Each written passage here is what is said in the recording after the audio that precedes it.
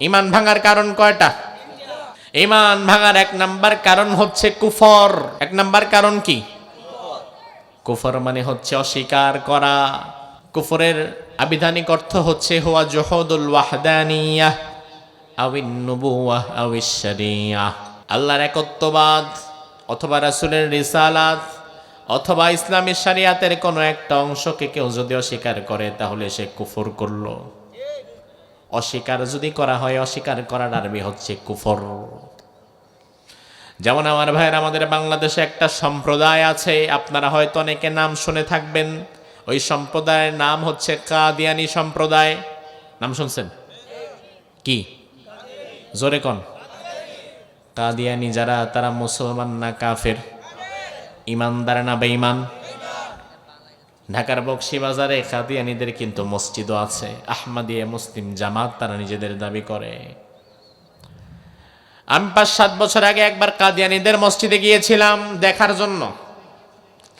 আমি গিয়ে দেখলাম আমাদের আজান আর কাদিয়ানীদের আজান এক, আমাদের নামাজ কাদিয়ানীদের নামাজ এক, আমাদের রোজা কাদিয়ানীদের রোজা এক, আমাদের কোরআন কাদিয়ানীদের কোরআন এক, আমাদের নামাজে যে সূরা আমরা পড়ি তারা এই সূরাগুলাই পড়ে। আমি চিন্তা করতে লাগলাম সব আমাদের সাথে মিলে, তাইলে তারা কেন বেঈমান, তারা কেন কাফের? অবশেষে আমি ভালোভাবে জানতে পারলাম আমাদের কোরআন তাদের কোরআন এক, তবে পুরা কোরআনের একটি অংশকে তারা অস্বীকার করেছে। ওই অংশকে অস্বীকার করার কারণে তারা কাফের হয়ে গেছে। আল্লাহ রাব্বুল আলামিন সূরা আহজাবের মধ্যে বললেন, মা কানা মুহাম্মাদুন আবা আহাদিম মির রিজালিকুম ওয়ালাকিন রাসূলুল্লাহি ওয়া খাতামান নাবিয়্যিন। রব্বুল আলামিন বললেন, ও দুনিয়ার মানুষ, তোমাদের কোন পুরুষ ব্যক্তির পিতা আমি আমার নবীকে বানাই নাই। ওয়ালাকিন রাসূলুল্লাহি ওয়া খাতামান নাবিয়্যিন, আমার নবী হচ্ছে আমি আল্লাহর পয়গম্বর এবং শেষ নবী। তাহলে আমার ভাইয়েরা জবাব দেন, আমাদের নবী কি শুধু নবী নাকি শেষ নবী? জোরে কোন, আমাদের নবী কি শুধু নবী না শেষ নবী?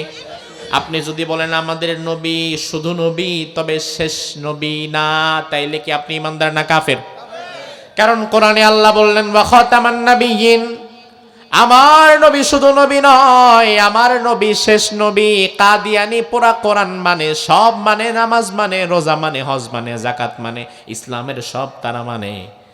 শুধুমাত্র ওই আয়াতের একটা শব্দকে তারা অস্বীকার করেছে, যে শব্দের মধ্যে আল্লাহ বলেছেন খাতামান নাবিয়্যিন, আমার নবী শেষ নবী। কাদিয়ানীরা রাসূলকে নবী হিসাবেও মানে, শুধু মানে না শেষ নবী হিসাবে। একটা শব্দ তারা কোরআনের অস্বীকার করেছে। এবার আমার ভাইরা একটু জবাব দেন, একটা শব্দ যদি কোরআনের কেউ অস্বীকার করে সে কি ইমানদার না কাফের? এই জন্য কাদিয়ানী কোরআনের সব মানার পরেও একটা শব্দকে অস্বীকার করার কারণে কাদিয়ানী কি ইমানদার না কাফের? এবার আপনার অবস্থা কি দেখেন, আপনার দলের অবস্থা কি দেখেন, আপনার নেতার অবস্থা কি দেখেন। আপনি এমন দলের পেছনে দৌড়ান, এমন দলের কর্মী আপনি, আপনার দলের নেতা নামাজ মানে, রোজা মানে, হজ মানে, যাকাত মানে, তবে কোরআনটা দিয়ে যে রাষ্ট্র পরিচালনা করা যায় এই ক্ষমতা যে কোরআনের আছে এটা মানেই না।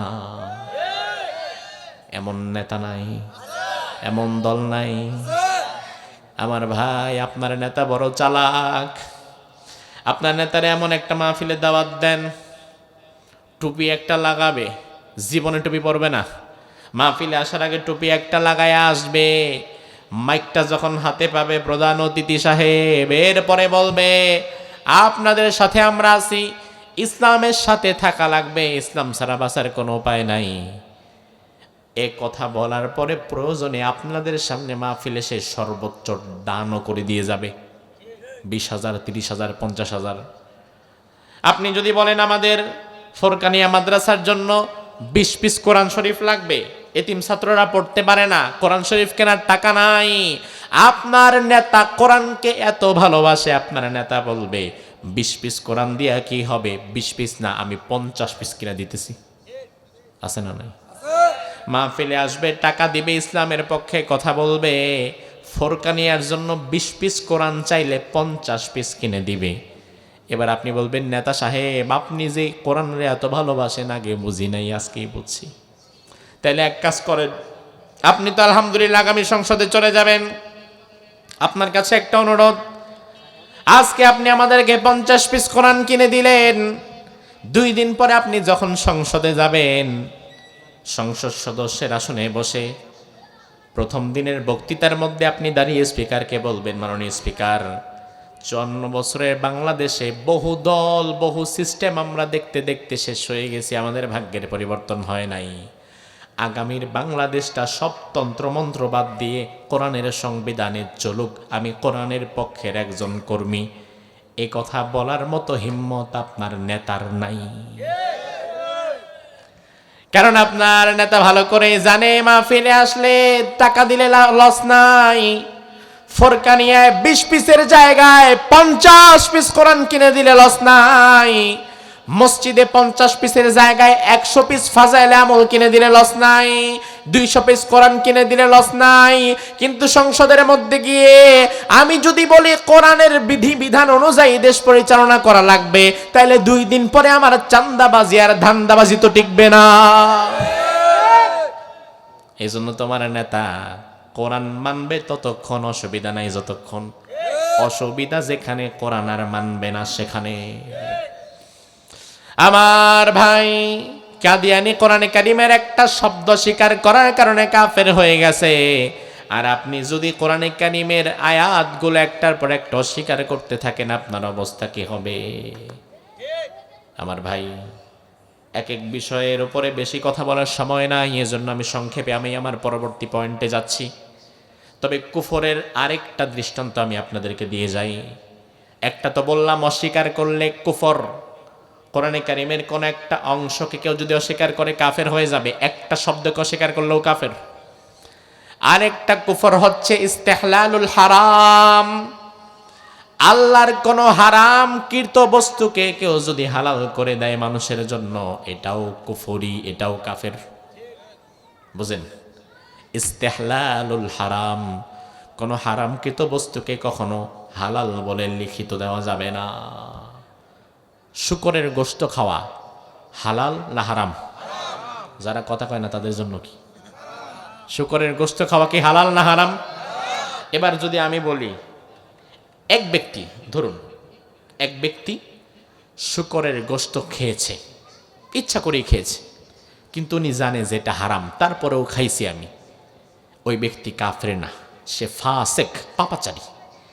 কিন্তু আমি যদি বলি, আরে খাইছেন তো খাইছেন, কি হয়েছে, সমস্যা কি, আরে বাদ দেন মিয়া, এগুলা কিচ্ছু না, খান, এতটুকু বলার দ্বারা আমি না খেলেও আমি কাফের। কারণ আল্লাহ হারাম করেছে, যেই ব্যক্তি খেয়েছে সে হারাম জেনে খেয়েছে।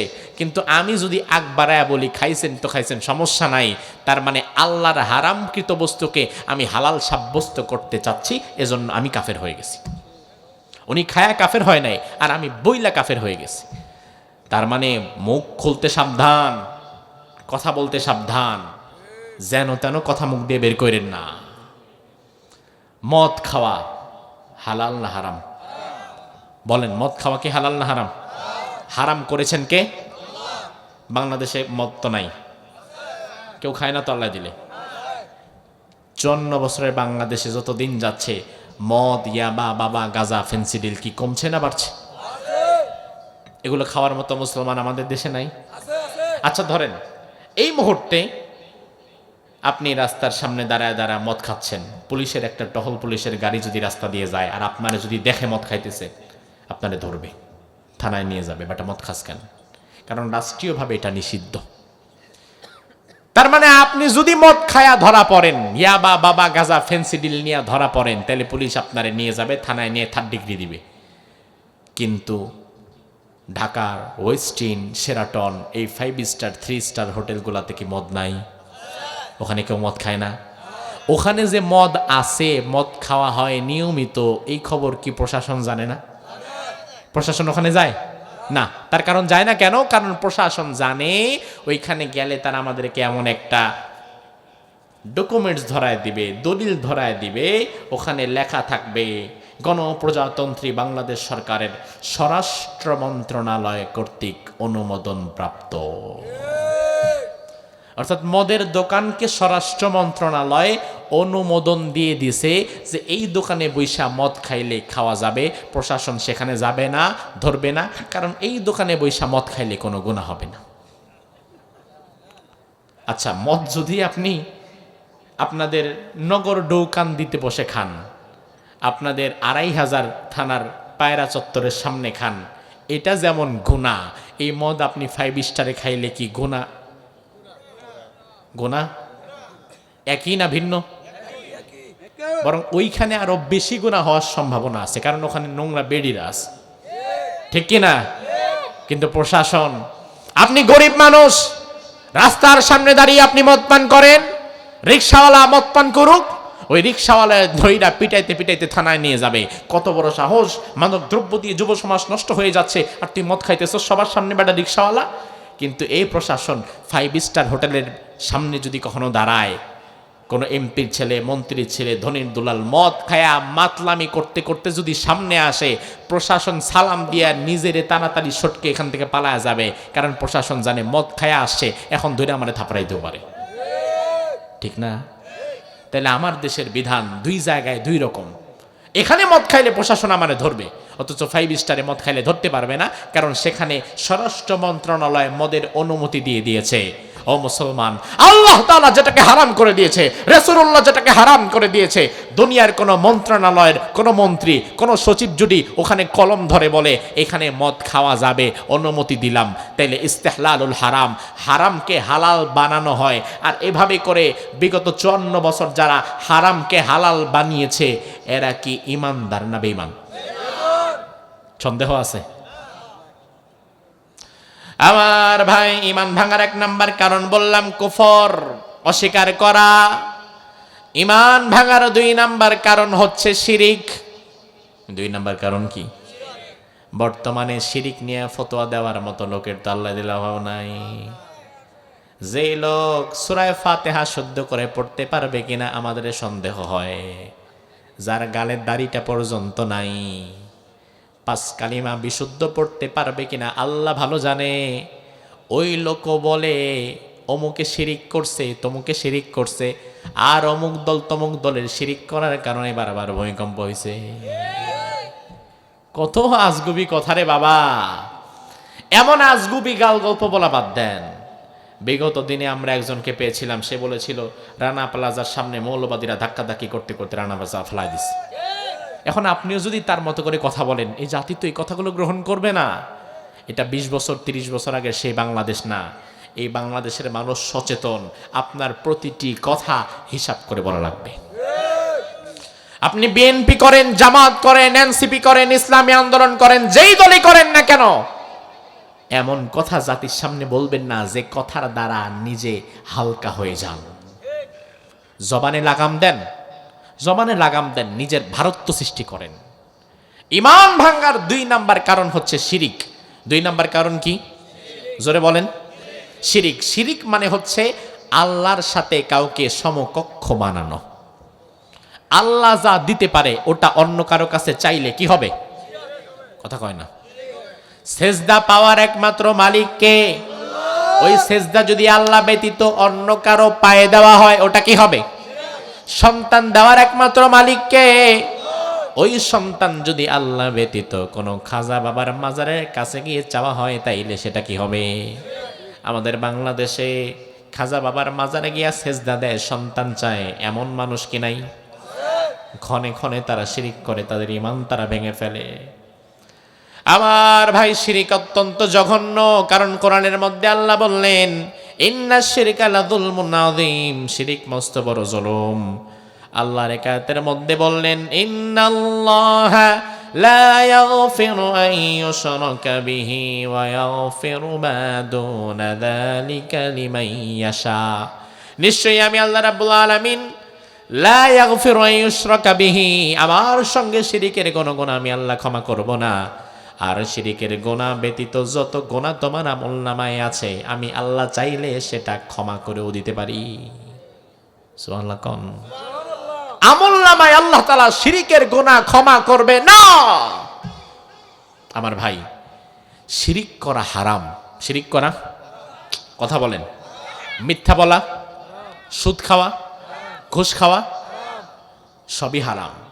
কিন্তু শিরিকের হারামটা ছোট হারাম না বড় হারাম? আমার ভাই, সব হারাম আমাদের কাছেও সমান না, আল্লাহর কাছেও সব হারাম সমান না। কথা বোঝেন? বিয়ে করেছেন মা বাবার পছন্দে, বিয়ের পরে আপনি মোটামুটি নামাজি, ভালো একটা দিনদার পরিবারের সন্তান। বিয়ের পরে দেখলেন আপনার স্ত্রী ঠিক মতো নামাজ পড়ে না, ফজর আছে তো জোহর নাই, জোহর আছে তো মাগরিব নাই, মাগরিব আছে তো এশা নাই, এক ওয়াক্ত পড়ে 3 ওয়াক্ত পড়ে না। আপনি আপনার বাবার কাছে গিয়ে বললেন, বাবা এমন মেয়ে বিয়ে করাইছেন, ফজরের সময় ডাকতে ডাকতে পাগল হয়ে যায়, আমি ফজরের নামাজ একা একা পড়ি, সে ফজরের সময় উঠেও না, নামাজটাও ঠিক মতো পড়ে না, আসর পড়লে পড়লো, না পড়লে নাই। এই যে আমার ভাই, নামাজ যদি কেউ না পড়ে এটা কবিরা গুনাহ। এটা কি? নামাজ ছাড়া কি সগীরা গুনাহ? কি গুনাহ? কবিরা গুনাহ। আপনি আপনার বাবারে বললেন, আমার স্ত্রী ঠিক মতো নামাজ পড়ে না, নামাজ তরক করে, কবিরা গুনাহ করে। আপনার বাবা আপনারে বলবে, আরে বাবা মেয়েটার বয়স কম, নতুন বিয়ে হয়েছে, একটু ধৈর্য ধরো, বোঝাও, আস্তে আস্তে ঠিক হয়ে যাবে, পরিপূর্ণ নামাজি হয়ে যেতে পারে, একটু সবর করো, বোঝাও। আপনি 2-4 মাস দেখলেন, সবর করলেন, বোঝাতে থাকলেন। হঠাৎ একদিন দুপুরবেলায় আপনি ঘরে আসলেন, আসার পরে দেখলেন আপনার ঘরে আপনার বিছানা, আপনার স্ত্রী পরপুরুষের সাথে আপনার বিছানায় শুয়ে আছে। এই দৃশ্য দেখার পরে আর আপনার মাথা ঠিক নাই, আপনি আপনার বাবার কাছে আবার চলে গেছেন, গিয়ে বললেন, বাবা এমন মেয়ে বিয়ে করিয়ে আনছেন আমার জন্য, আজকে আমার কাছ থেকে আসতে দেরি হয়েছে, আমি দেখলাম আমার বিছানায় সে পরপুরুষকে জায়গা দিয়েছে। স্বামীর অবর্তমানে পরপুরুষের কাছে যাওয়া কি কবিরা না সগীরা? কথা কয় না। নামাজ ছাড়াও স্বামীর অনুপস্থিতিতে পরপুরুষের কাছে যাওয়াও। আপনি যখন আপনার বাবার কাছে গিয়ে বলবেন আমার অনুপস্থিতিতে সে পরপুরুষের কাছে গিয়েছে, আপনার বাবা তখন আর একবারও চিন্তা করবে না। আপনার বাবা বলবে, তাইলে হারামজাদিরে তালাক দে, সাইরা দে, তোরে আরো বিয়ে করাবো, এই বউয়ের সাথে আর এক মুহূর্ত সংসার টেকানো যাবে না। আপনি দেখেন, নামাজ ছাড়া কবিরা গুনাহ, তবে এজন্য আপনার বাবা কিন্তু আপনারা বলেন এই যে তালাক দিয়ে দাও, কিন্তু এমন জায়গায় হাত দিয়েছে যেটা আপনার বাবাও সহ্য করতে পারছে না, আপনিও সহ্য করতে পারছেন না। দুনিয়া সবাই যদি আপনারা বোঝায়, আপনি তাও আপনার এই বউরে রাখবেন না। তার কারণ কি? এই বউটারে তো আপনি বানানো নাই, তাকে আপনি জন্মও দেন নাই, তাকে 20-25 বছর পর্যন্ত আপনি খাওয়ান নাই, লালন পালন করেন নাই। তার মা বাবা তাকে জন্ম দিয়েছে, আল্লাহ তাআলা তাকে তৈরি করেছে, দুনিয়াতে তার প্রয়োজনগুলো এতদিন পর্যন্ত তার মা বাবা তাকে পূরণ করিয়ে দিয়েছে। আপনার ঘরে আসছে মাত্র 4 মাস, এই 4 মাসে হয়তো আপনি তাকে 6 সিট কাপড় দিয়েছেন, 2টা সাবান দিয়েছেন, আর কিছু দানা পানি খাওয়াইছেন, এর চেয়ে বেশি কিছু করেন নাই। এই অল্প সময়ের এই কিছু দানা পানি তার ব্যবস্থা করার দ্বারা, 6 সিট কাপড় দেওয়ার দ্বারা, আর 4 মাসের কারণে আপনি যদি তার উপরে এতটা ক্ষিপ্ত হতে পারেন, কেন সে আপনার হক আরেকজনকে দিল? আর আল্লাহ তাআলা তার ব্যক্তিত্ব তো আরো বেশি, আল্লাহ তাআলার ব্যক্তিত্ব, শাখসিয়ত আরো প্রকট। আল্লাহ রাব্বুল আলামিন অস্তিত্ব থেকে আপনাকে অস্তিত্বে আনলেন, সৃষ্টি করলেন, খাওয়ালেন, পড়ালেন, যা যা লাগবে সব কিছুর ব্যবস্থা করে দিলেন। এরপরে আপনি যদি আল্লাহরে বাদ দিয়া অন্য কারো কাছে গিয়া কিছু চান, অথবা আল্লাহর ক্ষমতার সাথে অন্য কারো ক্ষমতাকে জোড়া লাগায় শিরিক করেন, শরীক স্থাপন করেন, তাইলে আপনার স্ত্রীর উপরে 4 মাসের জন্য আপনার যদি এত বেশি ব্যক্তিত্ব তৈরি হয়, পরপুরুষ তার পাশে দেখলেও আপনি তেলে বেগুনে রেগে যান, তাহলে আল্লাহর ব্যক্তিত্ব সেখানে কতটা লঙ্ঘিত হয়, আল্লাহ তাআলা কতটা আঘাতপ্রাপ্ত হন যে আমি তোরে বানাইলাম, খাওয়াইলাম, সৃষ্টি করলাম, বাঁচায় রাখলাম, এরপরে তুই আমারে বাদ দিয়ে আরেকজনের কাছে গেছিস, তুই আমারে বাদ দিয়ে আরেকজনের কাছে গিয়ে মাথা টেকাস। তখন আল্লাহ তাআলার আসমান পর্যন্ত কেঁপে ওঠে। এই জন্য শিরিক মস্ত বড় ভয়ঙ্কর গুনাহ। শিরিকের গুনাহ যদি আমলনামায় থাকে, আল্লাহ তাআলা ক্ষমা করবে না। আর শিরিকের গুনাহ ব্যতীত যত বড় গুনাহ আছে, ওই গুনাহটা চাইলে ক্ষমা করে দিতে পারেন কে? আল্লাহ রাব্বুল আলামিন হাদিসে কুদসির মধ্যে বলেন, ইয়া বানা আদম ইন্নাকা লাউ আতাইতানি বিকুরাবিল আরদি খাতায়া সুম্মা লাকিতানি লা তুশরিক বি শাইআ লাতাইতুকা বিকরাবিহা মাগফিরা। ও আদম সন্তান শুনে নাও, কিয়ামতের ময়দানে আমি আল্লাহর সামনে যদি এমন ভাবে উপস্থিত হও, তোমার আমল নামায় পাহাড় সমপরিমাণ গুনাহ রয়েছে, আমি আল্লাহ তাআলা আগে তাকায়া দেখব পাহাড় সমপরিমাণ গুনাহের মধ্যে কি কোনো শিরিকের গুনাহ আছে কিনা। আমি যদি দেখি তোমার আমল নামার পাহাড় সমপরিমাণ গুনার মধ্যে কোনো শিরিকের গুনাহ নাই, তাইলে আমি আল্লাহ তাআলা পাহাড় সমপরিমাণ দুনিয়া সমপরিমাণ ক্ষমা নিয়ে তোমারে মাফ করে দেওয়ার জন্য তোমার সামনে হাজির হয়ে যাব।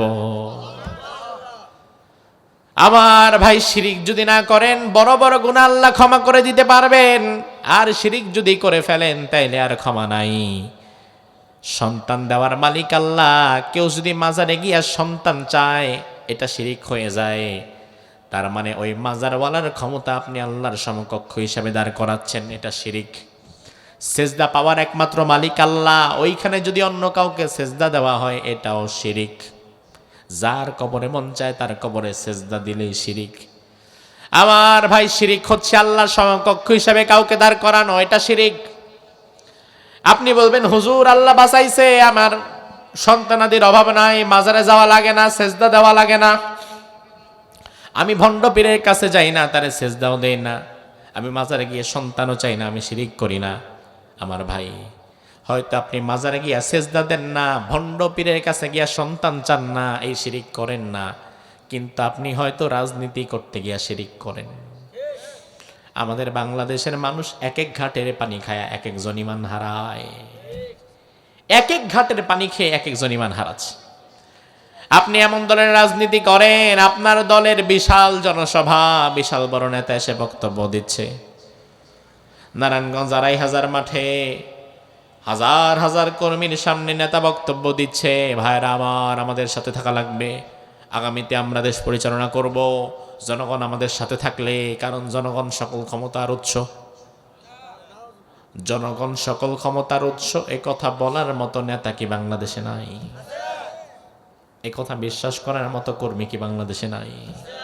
নেতা যা বলে কর্মী তাই শোনে, এমন পাঁচাটা দালাল কর্মী আছে না নাই? এ দেশটার উন্নতি হয় না কেন জানেন? কারণ এ দেশে চাটুকারিতার একটা মনোভাব অধিকাংশ মানুষের ভেতরে। চাটুকারিতার মনোভাব, চাটুকারিতার মনোভাব কি? নিজের দল, নিজের নেতা হাজারো ভুল করলেও এই ভুল তার চোখে পড়ে না, আর অন্য দলের অন্য কোনো কর্মী বা নেতা কোনো ভুল না করলেও এমন কথা বলে ফেলেছে, উনি এই কথা বোঝাতে চায় নাই, আবার এমন কাজ করে ফেলেছে যে কাজটাও খারাপ করে নাই, কিন্তু ওইটারও খারাপ বানায়া মানুষের সামনে উপস্থাপন করতে হবে, আর নিজের দলের সব ভুলকে লুকাতে হবে। আমাদের বাংলাদেশ নেতার পা চাটে মানুষ এত বেশি তেল দেয়, এজন্যই বাজারে তেলের দাম বাড়ে, এজন্যই তেলের দাম বাড়ে। আরে চাটুকারিতা, এই চাটুকারিতা আর তেলবাজির কারণে বাংলাদেশ আগাতে পারে না।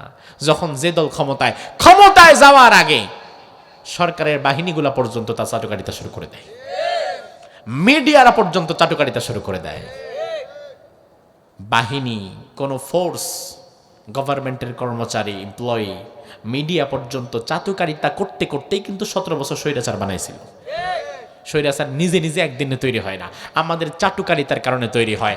আমরা যদি সাদাকে সাদা, কালোকে কালো বলতে পারি, আপনি যে দলেরই হন না কেন, আপনার এই কাজটা ঠিক হয়েছে, আলহামদুলিল্লাহ, আমরা আপনার এই কাজকে সমর্থন করলাম, কিন্তু আপনার এই কাজটা ভুল হয়েছে, আর ওই ভুলটা যদি আমার দলের কোনো নেতাও করে, ওই নেতার সামনে তার ভুলটা ধরায় দেওয়ার মতো ক্ষমতা যদি আপনার না থাকে, নেতার সামনে যদি নেতার ভুলটা আপনি বলতে না পারেন, তাহলে রাজনীতি থেকে বাদ দেন।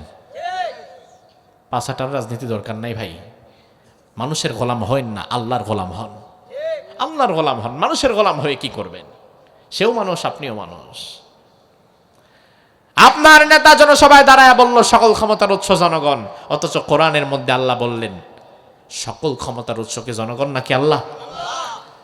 আল্লাহ বললেন তাবারাকাল্লাযী বিয়াদিহিল মুলকু ওয়া হুয়া আলা কুল্লি শাইইন কাদির। সুবহান সেই সত্তা যার হাতে সকল ক্ষমতা।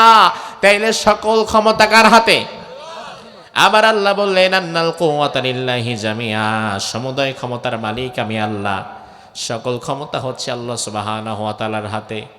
তাহলে আল্লাহ কোরআনের মধ্যে একাধিকবার বললেন সকল ক্ষমতা আমার হাতে। দুনিয়ার কোন নেতা কোন কর্মী যদি বলে সকল ক্ষমতা জনগণের হাতে, তাইলে জনগণের সে আল্লাহ সমকক্ষ হিসাবে দাঁড় করায় দিল, এটাও শিরিক হয়ে গেল। এই জন্য রাজনীতি করতে গিয়ে আল্লাহর ওয়াস্তে এমন কথা বলবেন না যে কথার দ্বারা শিরিক হয়ে যায়, আর শিরিক যদি হয়ে যায় তাইলে ঈমানটা ভেঙে যায়।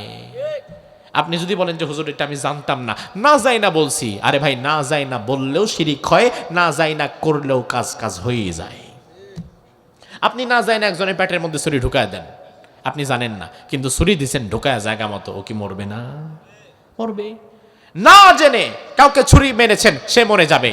আপনাকে বিচারকের কাঠগড়ায় দাঁড় করানো হলো, এরপরে বিচারক বলল এত ধারার দণ্ডবিধি অনুযায়ী আপনি অমুককে আঘাত করেছেন, মার্ডার করে ফেলেছেন, এই জন্য আপনার 10 বছরের সশ্রম কারাদণ্ড। আপনি যদি বলেন মাননীয় আদালত, বাংলাদেশের দণ্ডবিধিতে এইভাবে যে একটা ধারা আছে, কাউকে মারলে যে নিজের 10 বছরের জেল হয়, এটা তো আমি জানতামই না। বিচারক বলবো জানতা না যে হতো, তাহলে তো আর তোমার কোনো বিচারই নাই, তাহলে তুমি সেল চালায় বাইরে চলে যাও। এই কথা বলবে? জানো আর না জানো, অপরাধ যেহেতু করছো শাস্তি পাওয়া লাগবে। জেনে করেন আর না জেনে করেন, শিরিক যদি করে ফেলেন ঈমানটা শেষ হয়ে যাবে। এই জন্য ঈমানের যত্ন নেন, ঈমানের যত্ন নেন। এই রাজনীতি আপনারে বাঁচাবে না, এই ক্ষমতা আপনারে বাঁচাবে না, আপনারে বাঁচাবে আপনার ঈমান। এই জন্য দিন শেষে আমার এই ওয়াজ সবার জন্য, আমার আজকের এই আলোচনা বিএনপির জন্য, জামাতের জন্য, এনসিপির জন্য, ইসলামী আন্দোলনের জন্য, যত দলগুলো আছে সবার জন্য। কারণ দিন শেষে ঈমানটার উপরে অটল থাকা, অবিচল থাকা প্রত্যেক ঈমানদারের দরকার আছে না নাই? ঈমান ভাঙার 3 নাম্বার সর্বশেষ কারণ হচ্ছে নিফাক। সর্বশেষ কারণ কি? নিফাক একটা রোগের নাম, এ রোগে আক্রান্ত ব্যক্তির নাম মুনাফিক। মুনাফিকি করলে ঈমান ভেঙে যায়। মুনাফিকি করলে যদি ঈমান না ভাঙতো, তাহলে আব্দুল্লাহ বিন উবাইয়ের ঈমান কিন্তু ভাঙতো না। কারণ আব্দুল্লাহ বিন উবাই মুনাফিকি করেছে, এজন্য তার ঈমানটা ভেঙে গেছে। আল্লাহ কোরআনের মধ্যে বললেন ইন্নাল মুনাফিকিনা ফিদ দারকিল আসফালি মিনান নার ওয়া লান তাজিদা লাহুম নাসীরা। নিশ্চয়ই মুনাফিকদের স্থান জাহান্নামের সবচাইতে তলদেশে। জাহান্নামের সবচেয়ে তলদেশে মুনাফিকরা থাকবে। তার মানে কি? তার মানে হচ্ছে আমি হিসাব করে দেখলাম, দুনিয়াতে কাফের, মুশরিক, নাস্তিক, মুরতাদ সবাই তো জাহান্নামে যাবে, তবে আল্লাহ তাআলা জাহান্নামটাকে উদ্বোধন করবেন মুনাফিকদের দিয়ে। কারণ ধরেন আমার কাছে একটা গ্লাস, এই গ্লাসের মধ্যে যদি আমি এভাবে করে 100টা টিস্যু পেপার ফেলি, সবচেয়ে নিচে থাকবে ওই টিস্যুটা যেটা ফেলা হবে সবচেয়ে আগে।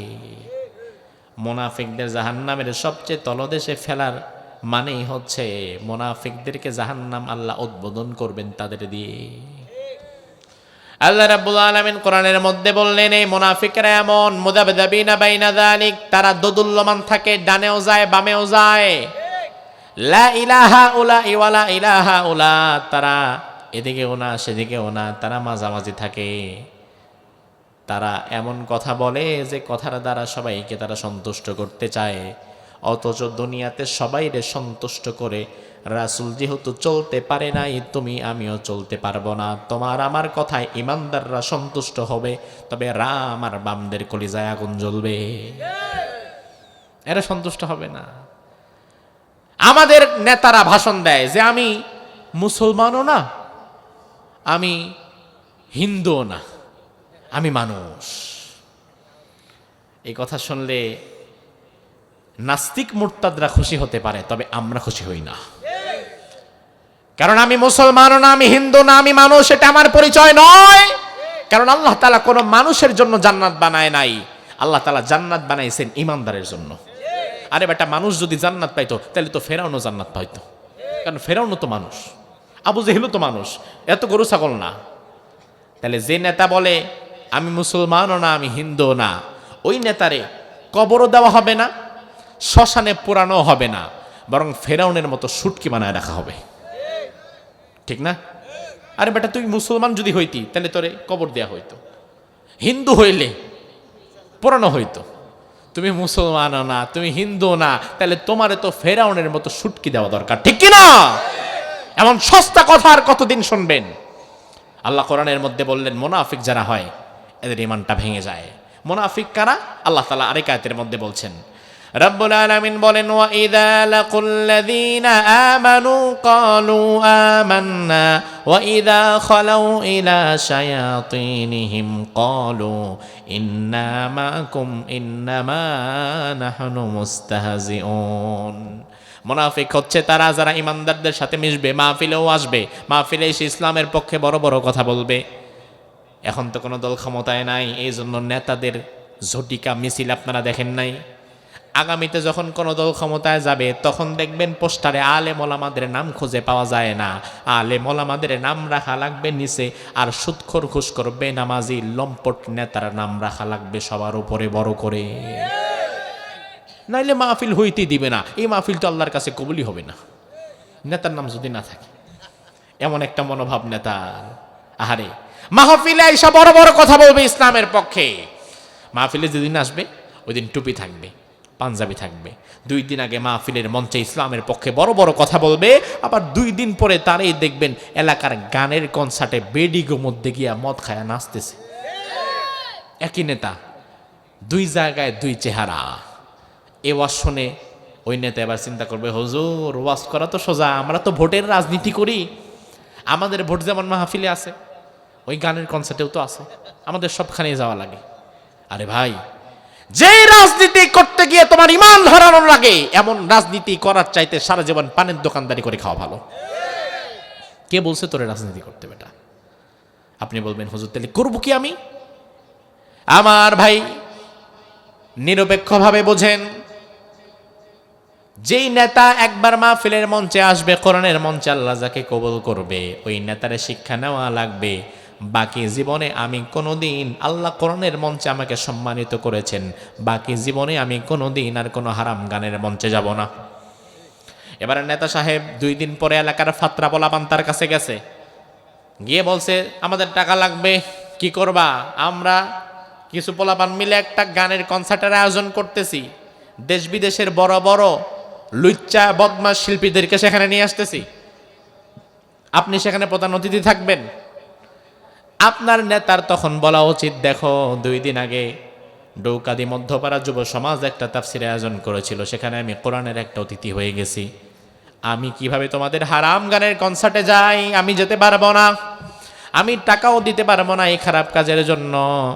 তোমরা যদি কোনো গানের কনসার্ট করতে চাও তাইলে প্রয়োজনে ইসলামী সঙ্গীত শিল্পীদেরকে দাওয়াত করে ইসলামী গানের কনসার্ট করো, যেখানে আল্লাহ রাসূলের শানে গান গাওয়া হবে, যেখানে আল্লাহর সৃষ্টি নিয়ে গান গাওয়া হবে, হামদনাদ গাওয়া হবে। ইসলামের বড় বড় শিল্পীদেরকে তোমরা নিয়ে আসো। হারাম গানের কনসার্ট বাদ দিয়া যদি ইসলামী গানের কনসার্ট করতে পারো তাইলে আমি তোমাদের সাথে আছি, আমি তোমাদের টাকা দিব।